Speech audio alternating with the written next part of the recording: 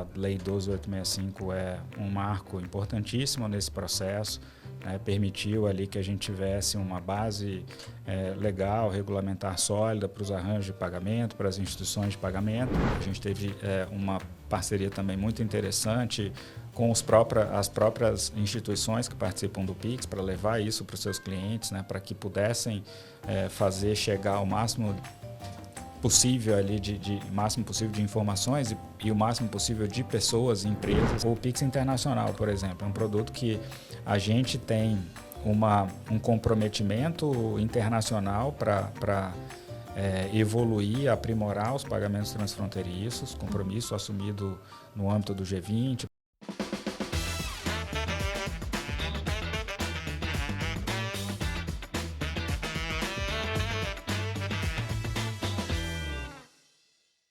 Bem-vindos ao podcast SOS Bacen, hoje aqui com um assunto, que todo mundo vai amar, que é o queridinho do Brasil, Pix. E para trazer esse elemento aqui para nossa mesa de debate hoje, a gente tem um super mega blaster convidado que é o Carlos Brandt. Não poderia ser outro, Não podia. Um dos criadores do case de sucesso do Banco Central aqui aceitou o nosso convite para falar sobre essa maravilha que tem facilitado aí a vida de muita gente, tem incluído as pessoas no sistema financeiro nacional. E a Mari tem aqui também o grande papel nisso de ter conseguido o convite com o Carlos. Tudo bem, Carlos? Obrigada por aceitar o nosso convite. Tudo bem, tudo ótimo. Uma alegria estar aqui com vocês hoje para bater esse papo. Acho que o Pix tem um papel relevante na sociedade, né, em vários aspectos diferentes ali dentro do que a gente tem como objetivos públicos ali de inclusão, de levar a digitalização de serviços para toda a sociedade brasileira. Uhum. Então, uma alegria enorme estar aqui com vocês hoje para a gente bater esse papo. Nossa, a gente está super feliz. Vou até, para quem não conhece o Carlos Brandt, que deve ser difícil, né? Se existe alguém que não conhece aqui, vou dar aqui um resumo aqui desse currículo, né? Pequeno currículo. Carlos Eduardo Brandt é chefe da Gerência de Gestão e Operação do Pix, do Banco Central. Tem formação em Engenharia e em Direito, com pós-graduação em Finanças e em Direito também. Liderou o processo de implantação do Pix no Brasil e atualmente conduz o desenvolvimento de sua agenda evolutiva. É o coordenador do Fórum Pix, o comitê permanente que subsidia o Banco Central no desenvolvimento de novos produtos e no aperfeiçoamento das funcionalidades já implementadas. Em 2021, foi o único brasileiro a figurar na lista anual divulgada pela Bloomberg das 50 pessoas que definiram os rumos dos negócios globais, um reconhecimento a todo o time do Banco Central pela grande realização que o Pix representa. Uau, maravilhoso! Nossa Senhora! Acho que é importante destacar esse último ponto, né? Que assim, eu gosto de sempre colocar que a gente tem um reconhecimento, e o reconhecimento é fruto de um trabalho muito bacana de time, de equipe que foi feito não só no âmbito do Banco Central, né? A gente teve um ambiente colaborativo de cocriação do Pix desde o começo, de uma forma bastante aberta e tendo esse diálogo com o mercado, com os vários stakeholders, com escritórios de advocacia, com firmas de auditoria, enfim, a gente trouxe todo mundo para o debate. Então, esse mérito de termos um produto tão bacana de todo mundo que participou dessa construção, né? Com certeza. Não, a gente somos suspeitas para falar, porque a gente é bem fã de todo mundo que tem atuado em diversos assuntos dentro do Banco Central, e todo mundo que a gente tem conversado são fantásticos, pessoas super preparadas, assim, que a gente admira muito ter um regulador assim no Brasil e ser brasileiro, né? O que é mais incrível. Mas a gente já volta nesse assunto sobre como que o Pix surgiu na cabeça de vocês lá dentro e tal. Aqui, como todo mundo sabe, o nosso propósito do podcast é comemorar dessa temporada, na verdade, né, de comemorar os 10 anos da 12.865, que lançou, né, meios de pagamento no mercado brasileiro de uma forma mais estruturada, etc. Já existia, mas de uma forma organizada, que o Banco Central veio para trazer isso e alavancar um monte de coisa aí no mercado. E aí a pergunta que não quer calar é: onde você estava há 10 anos? Há 10 anos eu estava justamente envolvido com a 12.865. Entrei no Banco Central em 2001, né, 2001 para 2002, num concurso que teve como objetivo trazer pessoas para trabalhar na reestruturação do sistema de pagamentos brasileiro. E a gente estava implantando o STR à época, que, enfim, trouxe uma nova dinâmica para o nosso sistema de pagamentos, com liquidações em tempo real, com diminuição do risco sistêmico e etc.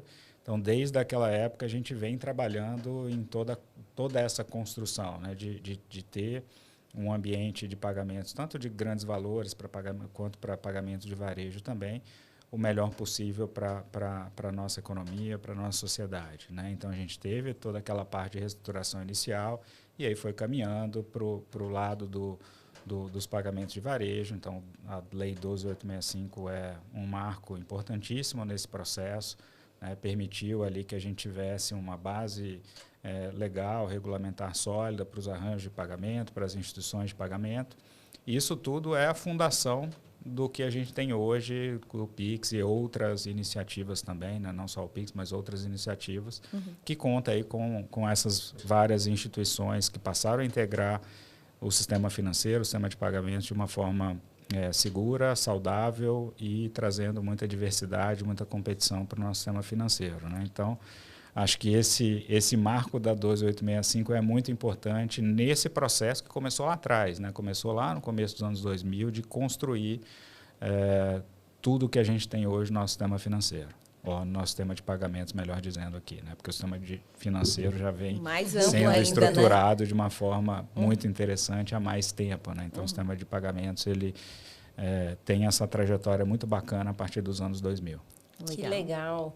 E em relação ao Pix, então, ali, como é que foi esse início, né, do Banco Central? Então, a gente está em 2013, os arranjos, as instituições de pagamento, começaram as novas regulamentações sobre isso.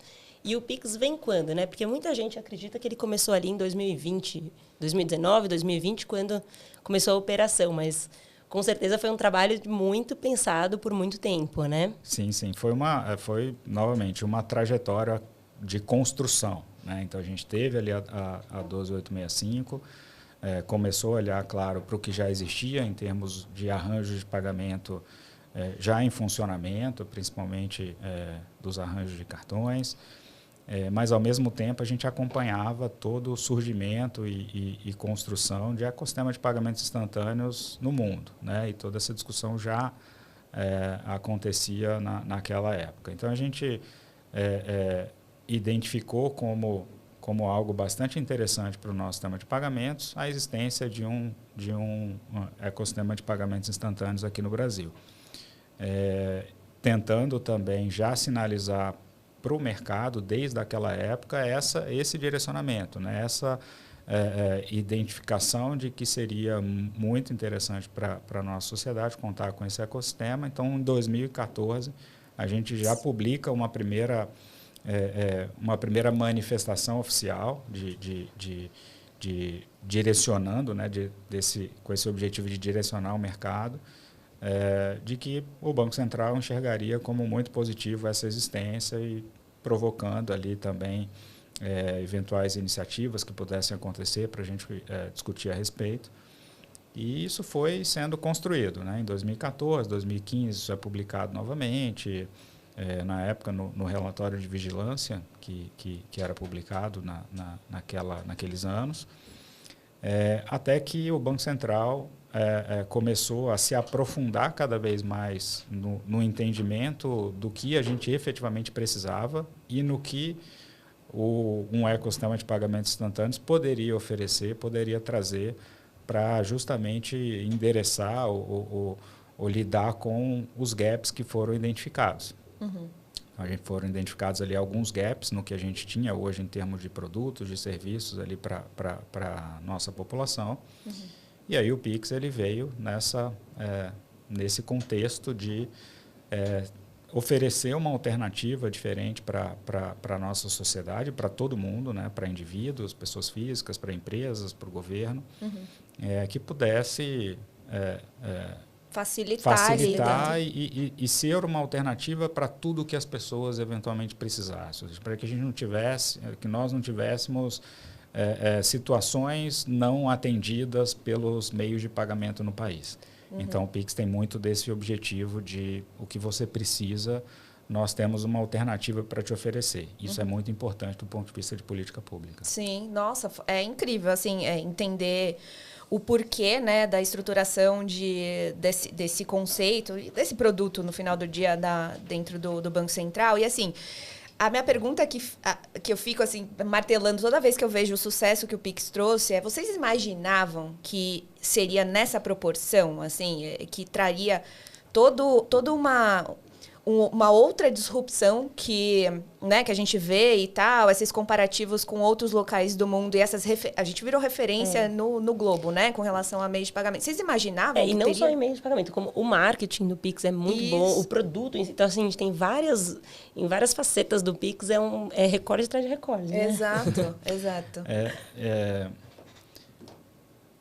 Acho que essa é uma pergunta difícil de responder, porque, de certa forma, pode parecer que a gente ali tinha uma visão muito positiva da coisa, mas de fato a gente tinha essa visão positiva pela confiança que a gente tinha nos estudos que foram feitos, nas necessidades que foram identificadas e naquilo que a gente estava entregando para solucionar aqueles problemas e para fechar aqueles gaps, né?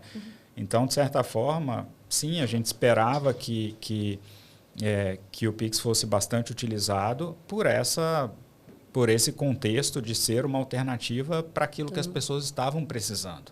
Né? Então, não sabíamos exatamente o quando isso ia acontecer, não sabíamos se as definições de produto, as especificações iam, na velocidade, numa velocidade específica, atender aquilo, ou se a gente ia precisar de fazer ajustes, ou se a gente precisaria de algum esforço adicional para atender a outras situações ali não identificadas, ou até ajustar o produto de alguma forma para fazer com que atendesse melhor.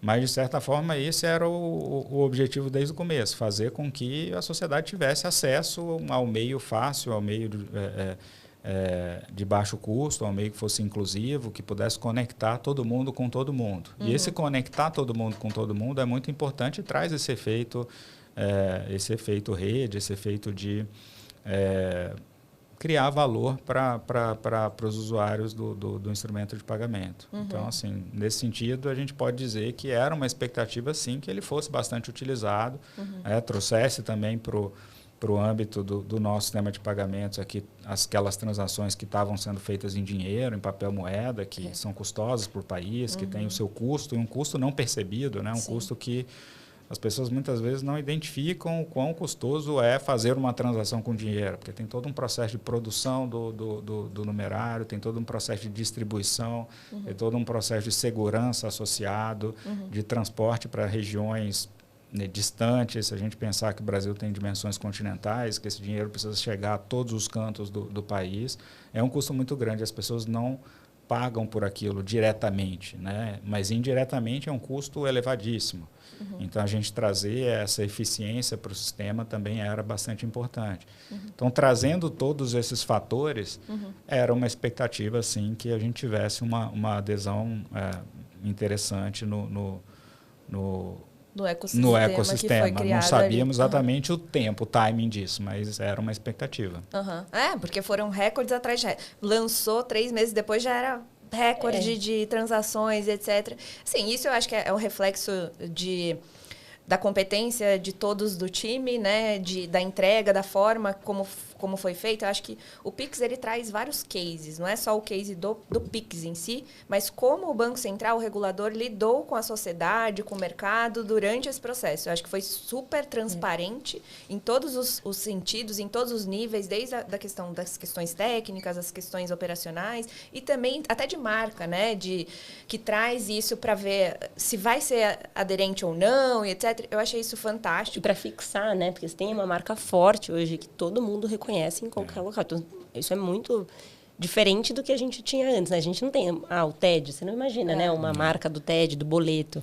Agora a gente tem uma marca Pix, assim, forte como de bandeiras, né? Eu acho que esse ponto é um ponto bastante interessante, que eu acho que explica um pouco do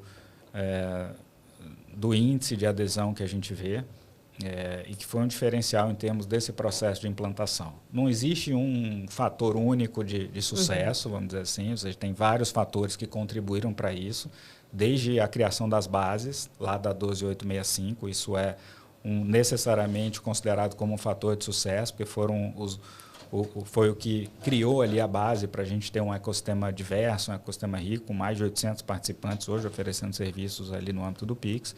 Mas, certamente, o fator comunicação foi importantíssimo nesse processo. E que é um diferencial quando a gente compara, quando a gente olha para outros ecossistemas similares no mundo, né? Que a gente teve uma abordagem bastante intensa em termos de comunicação. Então, a gente formou uma marca, construiu uma marca forte, com um nome que fosse fácil de ser memorizado, gravado, e que é utilizado aí na comunicação necessária entre os usuários de um instrumento de pagamento, com um logotipo que remeta à inovação, que remeta à modernidade, que remeta à inclusão de todo mundo, mas também levar informações para as pessoas, né? Acho que isso foi bastante importante nesse processo de adesão, para que as pessoas identificassem as vantagens e como utilizar, né? Ou seja, são duas coisas muito importantes para que as pessoas realmente tomem a decisão por utilizar um determinado serviço. Elas precisam entender o porquê que aquilo traz um benefício para ela e precisa entender as regras de funcionamento, como usar, se tiver qualquer questão e etc, como é que a pessoa lida com aquilo. Quem procurar, né? Onde, Exato. como... E o Banco Central, e o Banco Central, ele obviamente não tinha por si só essa possibilidade de levar informações para todo mundo, né? Existe uma certa limitação de alcance das redes sociais, da dinâmica de comunicação do Banco Central como um todo, que é mais voltada para o sistema financeiro, para as instituições que participam, que integram ali o sistema financeiro. Então, a gente construiu uma estratégia de comunicação que pudesse levar a informação para todos, ter essa capilaridade. E aí a gente teve parcerias com influenciadores digitais, a gente teve muita abertura para conversar com a imprensa, para que a imprensa também pudesse levar informações para todo mundo. A gente teve uma parceria também muito interessante com as próprias instituições que participam do Pix, para levar isso para os seus clientes, né, para que pudessem fazer chegar o máximo possível ali máximo possível de informações e o máximo possível de pessoas e empresas que precisavam conhecer o produto, né? Então, toda essa estratégia, acho que ela é um fator muito importante nessa situação que a gente está vendo hoje. E eu ia comentar sobre a questão da obrigatoriedade do uso da marca, né? Para todo mundo usar a mesma marca, da mesma forma, né? Então, e não colocar no seu próprio produto o Pix, porque aí você fica muito claro que o Pix do Banco Central, então todo mundo reconhece. Eu acho que isso foi também um diferencial ali em termos de produto, né? Eu acho que trazendo a padronização, acho que fica para o consumidor final, usuário final, né? E também para as empresas, acho que tira aquelas confusões de nomenclaturas, de não sei o que, de forma, até segurança, né? Será que eu estou realmente fazendo o Pix que é lá do processo que foi divulgado para mim na TV? Então, eu acho que isso traz essa linguagem, né? Essa comunicação, ela traz essa segurança, essa clareza, e padronização, eu acho que tem um ponto bem crucial aí dentro desse ecossistema aqui, desse sistema todo, né, que o Banco Central tá fazendo com a agenda Bacen Hash.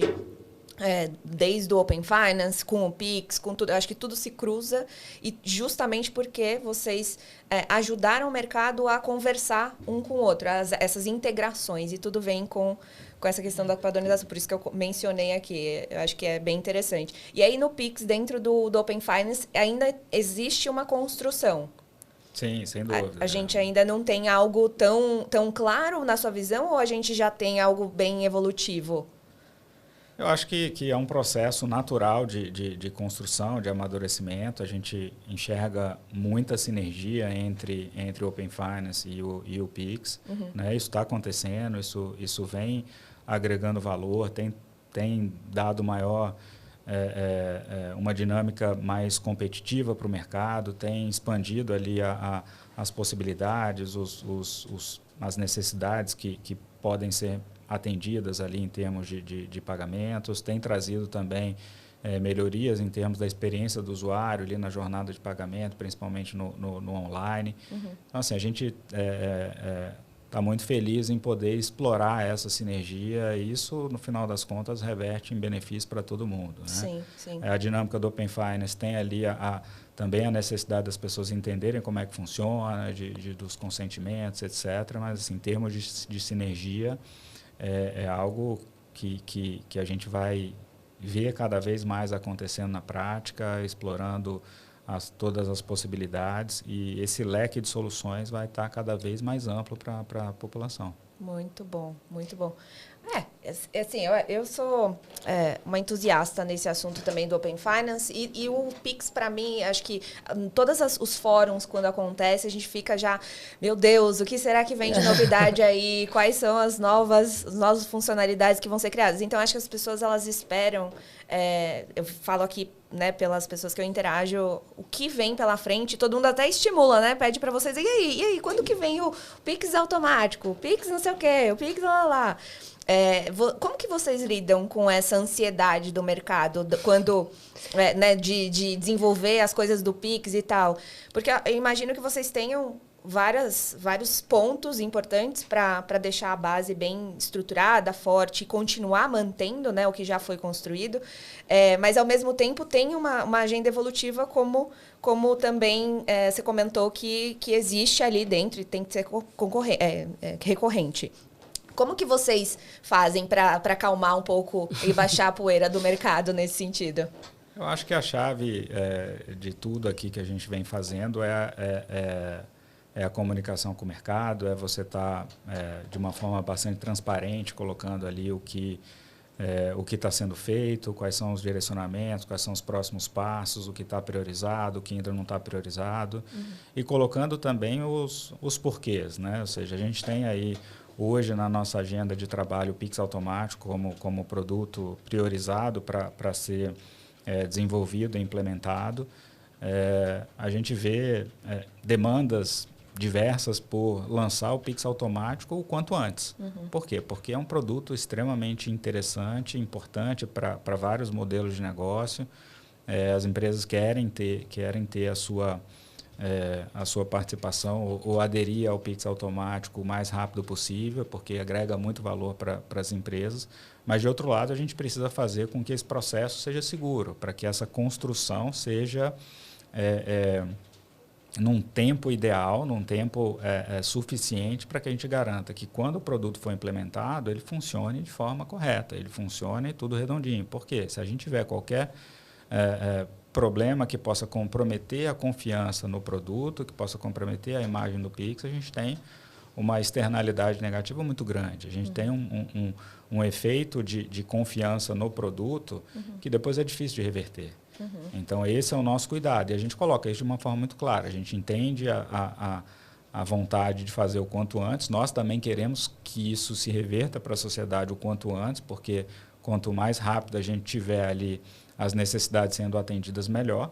Mas também tem um tempo de construção, tem um tempo de que a gente também garanta não só a segurança, mas que toda a especificação ela esteja proporcionando uma base adequada para as instituições ofertarem aquilo para os seus clientes, para construir eventualmente inovações sobre aquele produto que está surgindo. Então, esse é como a gente lida com isso. A gente vai priorizando de acordo com o que entendemos em termos de geração de valor e de possibilidade de desenvolvimento naquele momento, e dando para todo mundo, para o mercado, para a sociedade, as informações do que está sendo feito e dos porquês em relação ao que está sendo priorizado, o que não está sendo priorizado. E tem muito disso, né? O Banco Central, né? O Pix tem o GT de negócios do Pix, e aí essa agenda colaborativa hoje acontece por esse GT. Né? Como é que funciona um pouco esse GT? Sai para o mercado? A gente tem a estrutura do fórum, né, do Fórum Pix, que é o nosso ambiente de discussão ali para a formação de novos produtos e para aperfeiçoamento dos produtos já existentes. E dentro do Fórum Pix são vários grupos temáticos, né? Então, a gente tem o GT de padronização, o GT de negócio, e tem o grupo estratégico de segurança. Então, cada grupo vai tratando de um aspecto específico do produto. no Pix automático, essa consulta que está sendo, inclusive, agora, a gente está numa rodada de consulta nesse momento, ele é recebido o input dos vários grupos de acordo com a temática. Então, o Grupo Estratégico de Segurança, o GSEG, vai trazer inputs em relação à segurança do produto.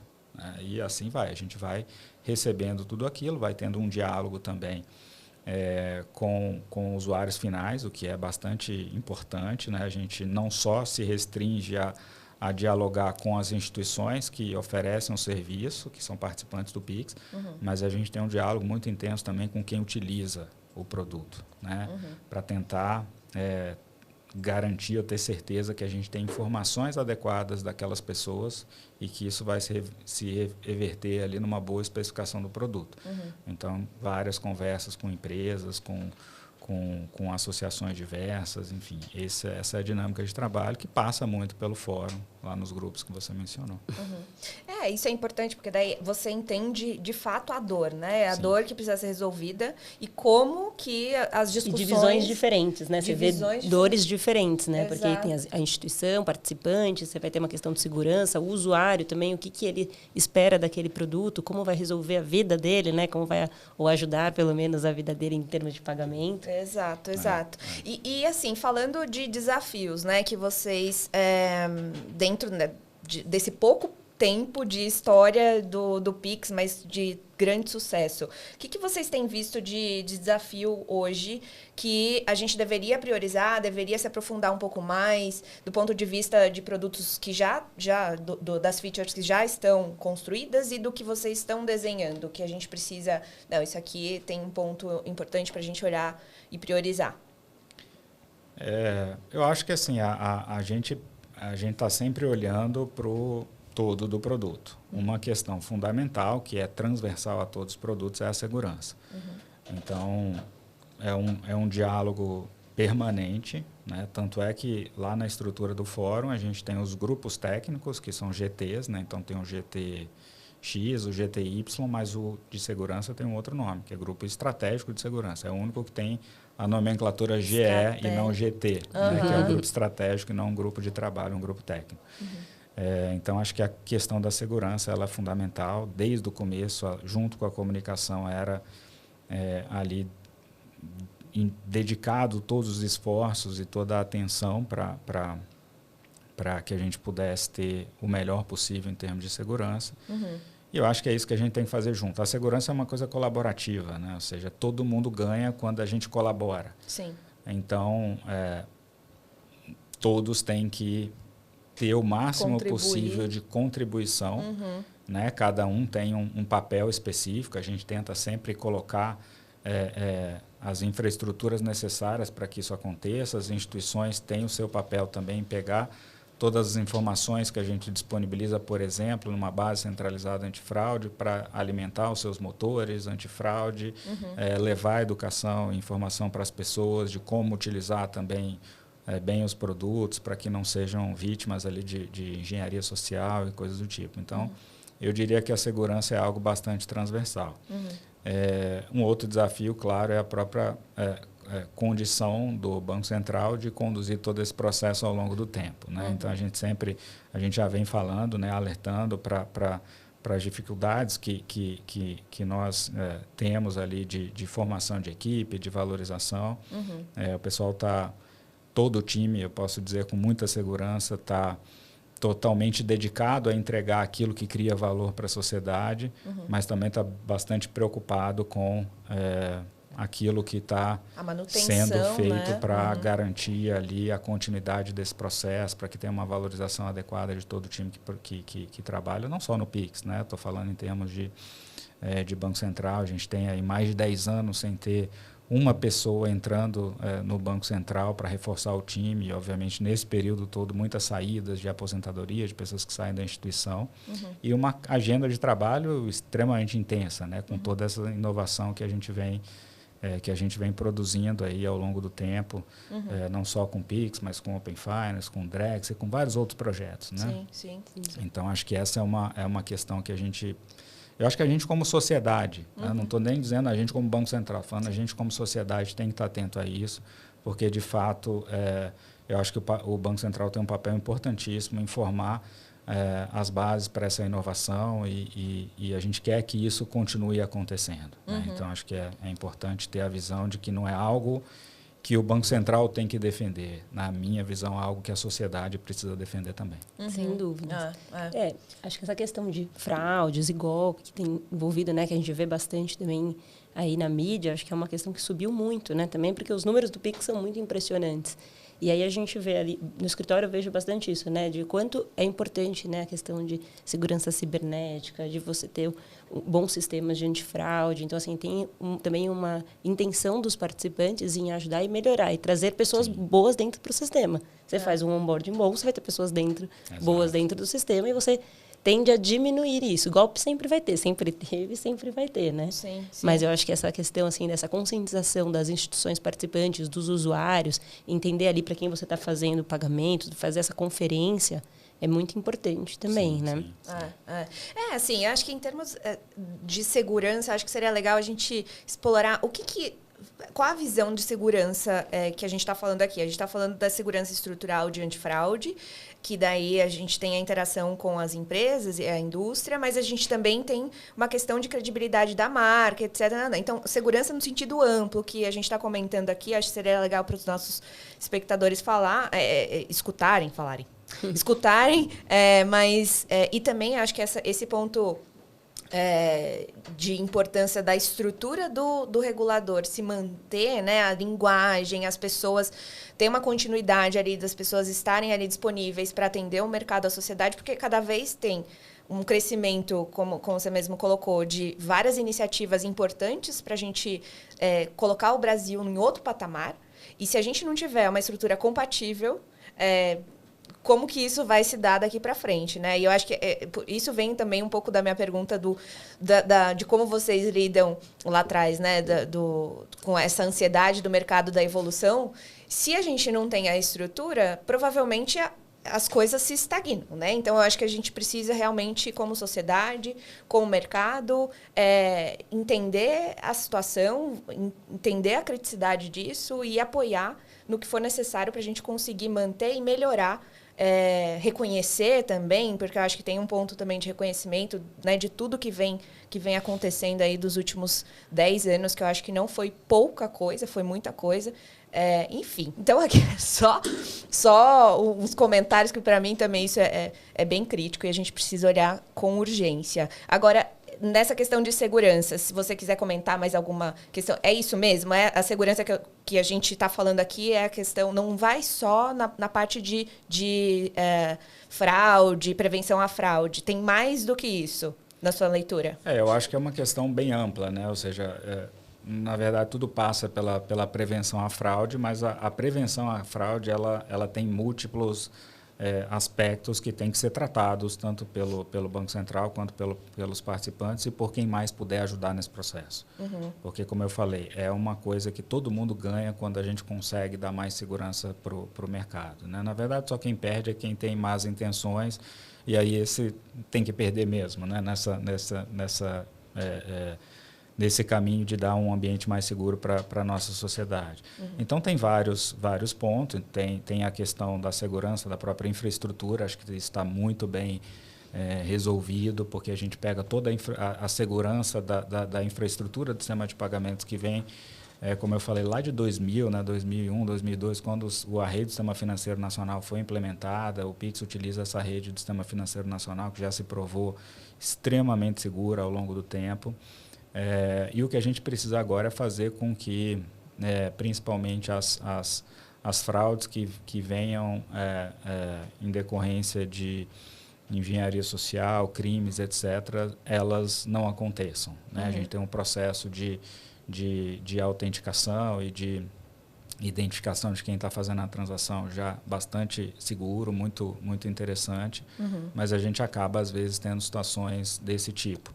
E para que a gente tenha toda a segurança nisso aí, a gente precisa de várias construções, de várias etapas, tá? Então, a gente precisa formar uma base de informações que seja a mais ampla possível. A gente precisa fazer com que, depois dessa base construída, e tendo ali uma confiança muito grande dessas informações que estão ali, porque as informações precisam ser confiáveis, a gente não pode ter falsos positivos ali dentro dessa base, ela seja disponibilizada, seja utilizada pelos participantes. E depois, num terceiro momento, fazer com que existam soluções utilizando dessas informações. E numa última etapa, ou numa etapa adicional, não vou colocar como última, porque parece sequencial e a coisa é meio que paralela, né? Tem a questão educacional, tem a questão de levar informações para as pessoas, né? Quanto mais as pessoas estiverem preparadas para utilizar uma dinâmica de pagamento no mundo digital, no mundo que a gente está ali hoje inserido, melhor, né? E as pessoas, muitas delas, estão entrando no mundo digital, pelo menos quando se refere a pagamento, já estavam ali na dinâmica de redes sociais e usando aplicativo de mensagem, mas muita gente passou a integrar esse mundo digital, essas plataformas digitais, consumindo produtos e serviços, fazendo pagamentos, etc., relativamente recente. A gente teve aí mais de 70 milhões de pessoas que fizeram sua primeira transferência digital utilizando o Pix, né? Então, todas essas pessoas elas estão ainda nesse processo de se adaptar a esse novo mundo, e a gente levar informações para essas pessoas é fundamental. Não, os casos de Pix que já vi por aí, gente mandando um Pix para ganhar a confiança da namorada, para conquistar pessoas. Tem uns avisados aí também, falando, o que é esse aplicativo aí? Não tô gostando desse aplicativo do Pix. O que é aplicativo do Pix? Acho que essas histórias, assim, também que vão acontecendo, né, durante esse processo, ainda mais no momento de pandemia, tava todo mundo dentro de casa, né, que foi a publicação quando teve o Go Live aí do Pix. E acho que aquilo tudo aflorou cada vez muito na cabeça das pessoas, e todo mundo interagia muito, né, nas redes sociais, e aí foram surgindo essas questões, né? O que vocês viam, assim, quando vocês recebiam, putz, alguém tá mandando o Pix pro fulano para pedir desculpa e não sei o quê.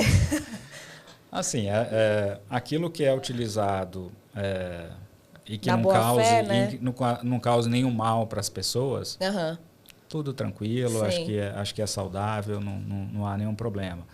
Quando a gente vê coisas como ameaça, quando a gente vê também situações de engenharia social de golpe, a gente sempre, claro, precisa entender se aquilo efetivamente está acontecendo, porque muitas vezes acontece mas noticiar que está acontecendo isso ou que está acontecendo isso, quando você vai avaliar, não é bem assim, não está acontecendo isso, ou está acontecendo uma primeira etapa, mas ela não tem condições de se concretizar e tal. Então, a gente tenta entender se aquilo realmente representa uma ameaça para as pessoas. E se representar, aí a gente adota todas as ações necessárias para construir mecanismos para evitar aquele tipo de mau uso, né? Mas, assim, de uma forma geral, o que a gente vê é utilização muito positiva, que traz muitos benefícios para as pessoas, que está facilitando ali extremamente a vida de uma quantidade muito grande de pessoas que não tinham acesso a esse tipo de serviço, que estão fazendo ali as suas transferências até dentro da família, de mandar dinheiro para as pessoas que moram em outra cidade, de eventualmente receber o seu salário já direto ali no mundo eletrônico, poder fazer seus pagamentos e não ter que receber aquilo em dinheiro, eventualmente, a depender de onde a pessoa mora, ter que viajar 2 horas para um ponto onde ela tem um atendimento bancário, ou poder vender o seu produto e não mais depender de vender o produto em dinheiro e ter problemas com troco. Então, assim, as situações de usos positivos do Pix, elas são, assim, muito grandes. Eu acho que esse é o que a gente deve Passou a fazer parte da nossa vida, né? De todo mundo, né? Então, assim, você vê mesmo no semáforo, você vai comprar uma bala, vai estar lá. Para fazer o Pix, já tem o número ali para você conseguir fazer o Pix. Eu estava até vendo, mais de 70% das pessoas adultas já tem uma chave Pix cadastrada. Uau. Hoje a gente tem mais de 80%. Já chegou. Mais de 80%. E continua crescendo, né? Exato. A gente vê aí, mês a mês, a quantidade de usuários efetivos do Pix ali aumentando ainda, né? Pessoa jurídica também, né? Teve um início, acho que com menos chaves, e agora deslanchou também o número de chaves Pix para pessoas jurídicas. Assim como usuárias do Pix, a gente já tem mais de 70% das empresas que têm algum relacionamento com o sistema financeiro nacional hoje. A gente teve um início muito focado nas transações entre pessoas, nas transações P2P, porque os aplicativos estavam prontos, as pessoas receberam informações e já queriam utilizar o serviço. As empresas elas tiveram um tempo maior de adaptação necessária para poder ser ali efetivamente usuários do Pix. Elas precisaram das integrações com seus sistemas de checkout, com seus sistemas, softwares que utilizam, com os PSPs, toda uma discussão de prestação de serviço, de precificação, etc. E depois de um primeiro ano de operação, a gente viu a quantidade de transações de pessoas pagando empresas e as empresas sendo efetivamente usuárias do Pix explodir. E a gente vê aí um movimento muito consistente nos últimos meses de aumento dessas transações, o que indica que as empresas efetivamente estão adotando intensamente o Pix por várias questões, por questões de agilidade no recebimento dos fundos, por questões de solução inovadora que o Pix traz, por questões de custo, né, um custo mais baixo em relação a outros meios de pagamento. Então, a gente vê esse movimento muito grande. E os produtos que a gente tem, não só priorizado agora, como é o caso do Pix automático, mas outros produtos, eles ajudam bastante nesse caso de uso. Então, a gente também vê como visão de futuro que esse caso de uso vai continuar crescendo ali como market share no âmbito das transações totais ali do Pix. Hoje a gente tem quase 50% das transações no Pix sendo transações do que a gente chama P2M ou P2B ali, né? E isso sem contar aqueles que são transações comerciais ali, que alguém está comprando alguma coisa de outra pessoa, mas que está no âmbito da informalidade. Boa. E assim, com relação eu acho que a gente comentou aqui sobre como que as empresas, né, têm lidado, as empresas que oferecem o serviço de Pix têm lidado com a estrutura, com as features do futuro e a terceirização. Acho que recente a gente teve a publicação da Resolução 269, a 293, surgiu um monte de burburinho aí no mercado. Como que vocês, assim, que conclusão que vocês chegaram para a gente publicar essas regras? Assim, qual a preocupação do regulador para a gente ter uma organização na sociedade com relação a esse assunto, que, para quem não sabe, a terceirização aqui a gente está falando o popular BaaS, né? o Bank as a Service, que são as empresas utilizando uma outra estrutura que é regulada para oferecer e viabilizar o Pix. O que foi que trouxe para vocês esse alerta?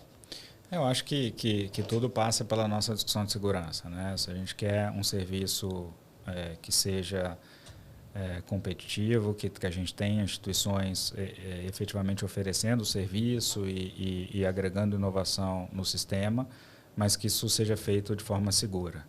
Então, a terceirização, ela por construção, ela é permitida, ressalvada em algumas hipóteses, em algumas situações. E uma dessas situações é justamente quando a instituição ela oferece diretamente o serviço Pix para o usuário final. Quando isso acontece, ela tem que necessariamente ser um participante do Pix e estar ali registrado junto ao Banco Central e ter o olhar do Banco Central para isso. Afinal, o Banco Central é o instituidor desse arranjo. É quem deve zelar pelo arranjo, pela segurança, pela boa prestação de serviço. E só se consegue fazer isso quando você tem a visibilidade de quem está fazendo a prestação desse serviço. Então, nesse sentido, fica proibida a formação de parcerias ou de terceirização, onde se permite, via um contrato específico, que outra instituição ofereça os serviços de pagamento do Pix sem ser efetivamente um participante, né? Sem ter ali passado por um processo de adesão, sem a gente garantir que essa instituição esteja oferecendo um serviço em conformidade com as regras do arranjo, em conformidade com os requerimentos de experiência do usuário, etc. É assim que a gente garante que o produto que o serviço de pagamento desse produto esteja sendo bem emprestado ali para o usuário final. Né? Então, justamente por é a questão de segurança, não é a questão de não dar abertura para o mercado. Pelo contrário, o Pix é extremamente aberto em termos de possibilidade de participação, não à toa que a gente tem mais de 800 instituições participantes hoje. Né? E o gestor de pagamento veio para tentar trazer mais clareza durante esse processo de discussão dessas duas regulações, que o mercado ele pode ficar confortável com relação à evolução do Pix dentro das estruturas internas, desde que tenham também algumas regrinhas ali que eles, tipo o marketplace no caso, tá. É isso, assim, o gestor de pagamentos é outra situação onde a gente vê na prática a coisa acontecendo, mas para que ela aconteça de forma segura, para que a gente tenha a transparência para os usuários, para que a gente tenha a garantia que a gente não vai ter problema numa transação, num conjunto de transações de pagamento, que pode ser muito ruim para os usuários, pode ser muito ruim, inclusive, para a confiança das pessoas no instrumento. Então, a gente tenta fazer com que tudo isso seja da melhor forma possível, da forma mais segura, mais transparente para todo mundo. Então, o gestor de pagamento é justamente isso, né? Tem uma quebra específica na transação ali em duas, por motivos diversos, e que essa quebra ela esteja transparente, ela esteja bem conectada ali entre a primeira e a segunda perna da transação, para que a gente tenha essa segurança que eu mencionei. Então, é tudo pensando em ter um ambiente democrático, um ambiente aberto, um ambiente onde tenha bastante instituições e que com essa pluralidade de instituições a gente consiga também uma diversidade grande de soluções, de atendimento a nichos diferentes, a necessidades diferentes, mas isso precisa ser necessariamente uma forma segura. E esse gestor de pagamentos do Pix, a ideia é que ele seja um participante do arranjo ou ele não seria um participante do arranjo, ele teria ali um contrato com algum participante? Isso está em discussão, né? Ou seja, a gente tem ali uma consulta aberta no âmbito do fórum, né? E esse processo de consulta ainda não foi finalizado. Então, como isso vai acontecer na prática, a gente ainda não sabe. Né? O direcionamento geral é que a gente tenha esse modelo de negócio viabilizado, porque agrega valor para as necessidades de pessoas e empresas, mas que isso aconteça de forma segura. Então, a gente tem aí uma fase ainda de processamento de todas as contribuições que chegaram no fórum, e aí o modelo final ainda vai ser definido. Ainda tem discussão. Mas ainda esse ano, vocês imaginam, nesse semestre até o dezembro, que a gente tenha algo nesse sentido, do que surtiu efeitos dessa consulta e como que a gente vai conduzir esses assuntos? O nosso desejo é esse. Tá. Isso tudo vai depender da nossa capacidade de processar tudo isso juntamente com toda a trilha de desenvolvimento do Pix automático, etc. A gente quer fazer o quanto antes, mas existe... acho que a gente já conversou um pouco sobre isso, existe uma certa dificuldade de processar tudo o que a gente precisa processar com a estrutura que a gente tem. E enquanto isso, as pessoas que estão hoje, as empresas, né, que estão hoje oferecendo o Pix no formato as is, né? Então, que tenham um PSP parceiro que faz essa ponte. A gente continua nesse mesmo cenário até a conclusão do normativo do gestor de pagamento? Sim. Tá. Sim. Então, marketplaces, engasguei aqui, ó. Não se desesperem. Não, a gente vê, não, a ansiedade é sempre, né? Eu acho que é só interessante pontuar que assim, a regra está em discussão no âmbito do fórum e que o que está lá na consulta já é um direcionador. Sim. Né? Então, assim... de responsabilidade, de obrigações. Quanto mais próximo possível tiver daquele modelo, melhor. Né? E menos traumático, eventualmente, vai ser se tiver que se adaptar ali quando a regra for efetivamente editada. Sim, sim. Né? Então, essa talvez seja uma recomendação interessante. Sim. Né? Acho que conversar tem que estar próximo daquilo. Aquilo, de certa forma, embora não seja ainda uma regra que compõe o regulamento do Pix, é um direcionador. Sim, sim. Conversar com os PSPs de hoje para tentar entender como eles estão enxergando, como eles estão se preparando e tudo mais, né? Nessa transição aí, acho que é importante. Então, marketplaces, conversem com seus fornecedores, seus parceiros e entendam, né, que fase que eles estão, como eles estão, para não surtir efeitos surpresa ali na hora da publicação da norma. Mas a gente vai ter prazo, de qualquer forma, para adequação. Sim. Isso a gente sempre leva em consideração, né, aquilo que precisa ser ajustado pelo mercado, mas acho que como regra geral, a gente leva em consideração o prazo necessário para ajustes. E você comentou sobre Pix automático. Quais as expectativas, olhando até a pergunta inicial das expectativas lá atrás, quando vocês construíram o Pix, o que vocês estão esperando, né, dessa funcionalidade? Porque as jornadas são incríveis, eu acho que vai ter realmente uma usabilidade bem intensa, bem forte. Assim, eu tô vendo burburinhos aí de, cara, essa jornada 3 aqui vai ser muito boa e não sei o quê. O que vocês estão esperando com relação a isso? Vocês acham que é uma etapa para ter outras coisas que podem surgir ali? Ou a gente vai testar e entender, enfim, criar repertório para depois evoluir? A gente espera uma adesão muito grande no produto, tanto por parte de quem utiliza, de quem paga, né, quanto por parte de quem precisa receber de forma recorrente ali pelas empresas.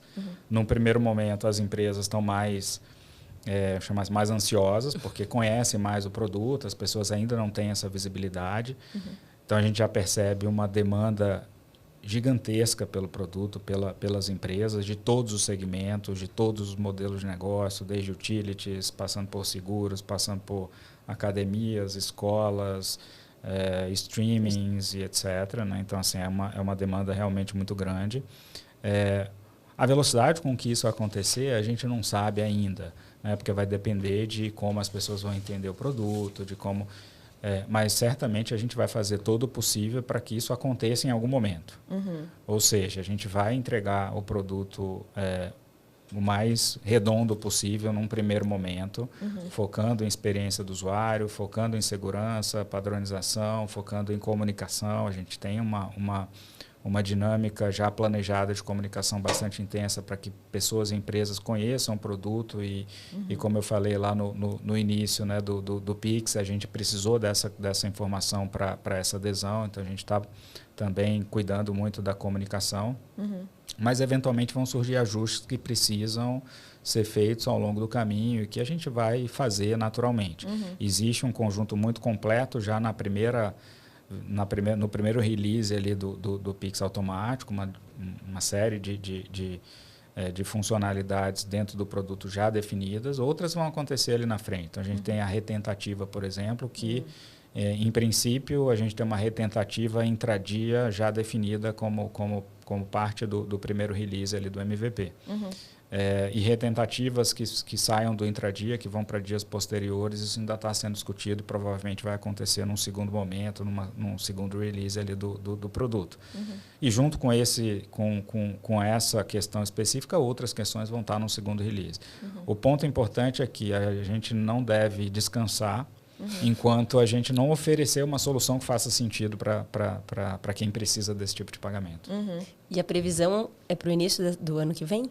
A previsão é o ano que vem. De operação, né? A previsão é o ano que vem. Né? A previsão atual é primeiro semestre de 2024, mas isso ainda precisa ser definido, porque a gente só vai lançar o produto quando a gente tiver convicção de que o produto está pronto para ser utilizado. A gente não quer correr o risco de lançar o produto com algo que possa acontecer que, de certa forma... tem um impacto negativo em termos de credibilidade para esse produto. E também estamos olhando para a necessidade de desenvolvimento de todos os envolvidos no produto, porque esse produto é um produto que precisa dos dois lados, precisa do usuário final, pagador, entender, conhecer o produto, etc., precisa das empresas. E as empresas precisam de desenvolvimento também para fazer integrações e estar preparada para utilizar esse produto para inserir ali o início da cobrança. Não faz sentido eu pensar aqui em lançar um produto que um lado esteja pronto, o outro lado não. Sim. Porque o produto não vai acontecer. Sim. A coisa necessariamente depende dos dois lados. Perfeito. Então, hoje a gente tem duas pautas aí, né? 2 assuntos. Então, 2 novos produtos para o ano que vem. Então, o gestor de pagamentos no Pix e o Pix automático. Né? Então, acho que essas são as bolas da vez, né? Sim, que é o que a gente está hoje vendo. E de futuro, a gente já tem aí os próximos passos depois deles? A gente já tem algo em vista? A gente tem uma série de funcionalidades, produtos que estão no nosso banco de próximos passos, ali, de próximos produtos. E a gente sempre procura quando a gente está na reta final de entrega de um determinado produto, pensar na priorização para um próximo ciclo, né, de desenvolvimento de produtos. Então, tem vários produtos, ainda não há uma definição em relação à prioridade desses produtos, tem novas formas de iniciação, tem a parte de Pix garantido, de Pix esse crédito. É o que mais eu escuto perguntas lá no escritório, né? O Pix garantido está dando uma ansiedade geral. Eu acho que vocês podiam fazer uma votação, lançar uma consulta de votação. O que vocês preferem? Né? Qual é o próximo? A gente sempre escuta Pix os participantes e tenta pegar ali inputs de como cada um enxerga a necessidade de priorização, o que aquilo pode agregar de valor. Isso é um insumo importante. Mas, claro, há também um peso muito relevante dos objetivos públicos. Então, dependendo do objetivo público que se tem naquele momento, aquilo ganha um peso importante para a definição na priorização. A régua é a necessidade do usuário final dentro do cenário que a gente estiver vivendo. Então, são multifatores, né? Tá. Ou seja, tem a necessidade dos usuários, tem a quantidade de casos de uso que a gente vai conseguir atender, tem a complexidade de eventualmente se desenvolver e implementar um determinado produto, tem uma determinada política pública que seja priorizada naquele momento. Então, tudo isso vai compondo ali o caldeirão para essa priorização. Então, você tem o Pix Internacional, por exemplo, é um produto que a gente tem um comprometimento internacional para evoluir, aprimorar os pagamentos transfronteiriços, compromisso assumido no âmbito do G20, para que a gente tenha pagamentos transfronteiriços que não sejam que sejam mais rápidos, que sejam mais transparentes, que sejam menos custosos para todo mundo, que sejam mais inclusivos, etc. Mas, de outro lado, tem a complexidade de você fazer isso com contrapartes, com outras jurisdições. Sim, então, não depende só de nós, depende de uma série de outras coisas. Então, essa complexidade ela acaba entrando também na definição do que a gente vai priorizar naquele momento. Sim, tem a ansiedade dessas outras jurisdições, né? Que a gente já está vendo que o pessoal não quer nem esperar e já está aqui. Aceita o Pix em outros países. Nas fronteiras a gente já vê um monte, né? O que é positivo, porque já você vê, né, como que a internacionalização, né, desse assunto tem repercutido em vários contextos, né? Desde, eu quero viver esse produto, até também de cases para aplicar no país, na região, enfim, ali e aí uso o Bacen como referência e o case do Pix. Interessante. Eu acho que assim, tem uma vida longa pro Pix aí, tem muitos assuntos, eu acho que vocês vão ter que tomar um remedinho para sobreviver muito tempo. Pelo menos 80 anos ainda que eu vejo aí de muitos assuntos pelo Pix e vocês precisam estar lá, né? Então, é importantíssimo. Já solta aqui. Não, por favor, mantenha, crie vários Carlos Brandt, crie vários Brenos, criem vários times lá que sustentam, né, a operação do Pix e tem essas ideias brilhantes, porque eu acho que tudo que vocês estão trazendo são muito, muito usuais, e eu acho que é esse o ponto que você falou, né? A proposta de valor tem a ver com o que a gente vai desenvolver no futuro do Pix. Sim, sim. Agora, eu acho que assim, indo para as palavras finais, eu acho que a gente já falou. O Pix, assim, gente, quem quiser conhecer mais o Pix, eu acho que tem. No site do Banco Central é super rico com relação a isso. Lá tem vários vídeos, inclusive. Vídeos, tem todos os fóruns, materiais. Eu acho que é um dos assuntos que mais tem conteúdo dentro do site do Banco Central. Então, assim, eu acho que vocês também são super abertos para tirar dúvidas e etc. nos e-mails, nos canais oficiais do Banco Central. Então, quem tiver mais interesse em saber as evoluções e o histórico, etc., acessem lá. E aí a gente queria conhecer um pouquinho mais da pessoa, né, que desenvolveu tudo isso. E a gente tem algumas perguntas aqui meio peculiares, assim. Tô brincando. Não, mas eu acho que assim, quem é o Brandt fora do Banco Pix. Central, fora do Pix. O que você pode trazer pra gente de curioso? Tem tempo fora do Pix? Existe um Brandt fora do Pix? Vida fora do Pix? Tem que ter, né? Tem que ter. Acho que a gente precisa de um equilíbrio na nossa vida para conseguir também entregar ali o que a gente precisa em termos de Pix, né? Não adianta eu só pensar no Pix, se eu me desequilibrar ali, a gente acaba não conseguindo produzir aquilo que precisa produzir ali. Então, enfim, eu me preocupo muito com a família, né? Sou pai de 2 meninos incríveis e estou sempre com eles ali. Mesmo quando eu estou fora viajando, estou sempre conversando com eles ali por uma videochamada, um telefonema, sempre falando com a esposa e tento estar o mais próximo possível da família. A gente se dedica bastante ali a um churrasquinho, a gente gosta muito de churrasco. Bom brasileiro. Então, sempre que a gente está lá, tem um churrasquinho ou durante a semana ou no final de semana. Acho que essa é bem importante. E a gente se preocupa muito também com a própria saúde, né? Então, a gente estava conversando até antes de começar aqui o bate-papo, o quão importante a corrida é para mim, né? Justamente para 2 corredores já se olham e já sabem, entendeu? O que você fez hoje? Onde você correu hoje? Onde você correu? Não é o que você fez, é onde você correu hoje, né? Então, hoje a gente já deu aquela passadinha no Ibirapuera e deu aquela corridinha, porque é importante para a gente se sentir bem, para a gente estar equilibrado ali na cabeça também para produzir o que a gente precisa produzir, para estar bem em todos os pontos da nossa vida é uma só, né? Mas é composta ali de vários aspectos que a gente tem que estar bem equilibrado. Então, estou sempre com o meu tênis na mala, né? A gente está viajando para vários lugares e para, enfim, vários trabalhos. Estou sempre com o meu tênis ali na mala para a gente. Mas você pensa em maratona, assim? Maratona cansa um Ainda pouquinho. Ainda não. Já fez. Mas uma meia maratona é bem legal. E aonde eu vou, né? Eu estava até comentando com a Mariana no começo ali que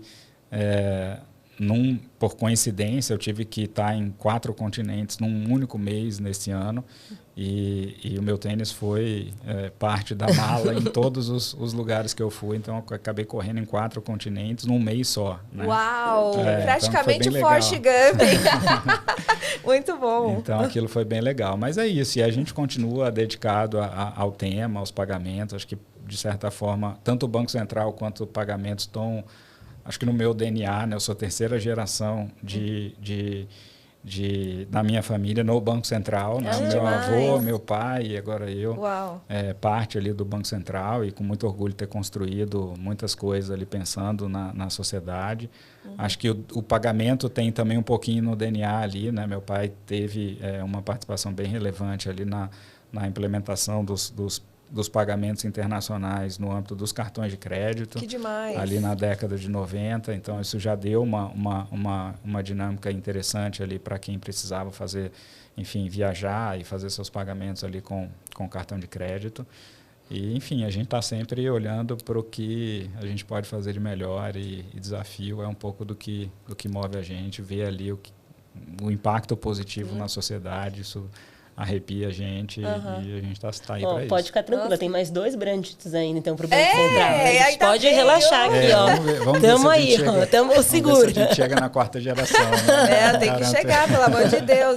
Olha, que demais. Nossa, fantástico ouvir sua história, ouvir que tem uma carreira na família, inclusive, que contribuiu muito com a sociedade, né? E com o crescimento do Banco Central. Acho que talvez todas essas gerações vivenciaram vários bancos centrais aí dentro desse processo, que eu acho que é bem interessante e rico. Imagina o tanto de história que você não tem para contar. Esses churrascos aí, ó. Esses churrascos com um sertanejo. Não sei se você gosta de sertanejo, mas um rock, sei lá. Em Brasília, o pessoal gosta de sertanejo normalmente. Uma musiquinha sempre anima o churrasco ali, né? Muito bom, muito bom.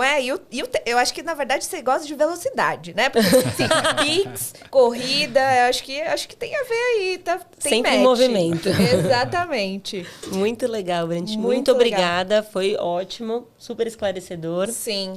Obrigado a vocês aí pelo convite. Acho que, como eu falei, é uma alegria enorme estar aqui conversando sobre o Pix com todos vocês aqui, contribuindo com o que a gente puder,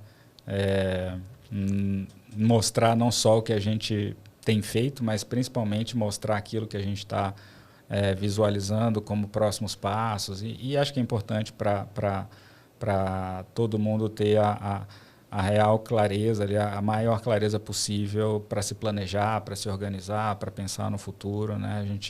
A gente sempre fala que o futuro chegou, né? O futuro está aqui, mas o futuro está ali também, né? Então, assim, a gente tem que olhar no futuro que está ali na frente também. Sim, com certeza. Não, acho que pauta não vai faltar aqui nos próximos encontros, com certeza. E é muito legal, porque sempre é assunto entusiasmante, né? Que você fica entusiasmado, assim, com relação ao futuro, a novas coisas. Enfim, muito obrigada. Esperamos que vocês consigam cada vez mais crescer esse produto dentro do Banco Central e que tudo que vocês almejam dentro da própria estrutura se concretize e contem com a gente aqui para esse apoio sempre com relação a esse diálogo, comunicação, esclarecimentos, enfim, tudo mais. Portas sempre abertas. Sempre abertas. Obrigado, muito obrigado. Um abraço a todos que nos acompanharam também. E aquilo que a gente puder colaborar, também contem com a gente. Valeu. Muito obrigada.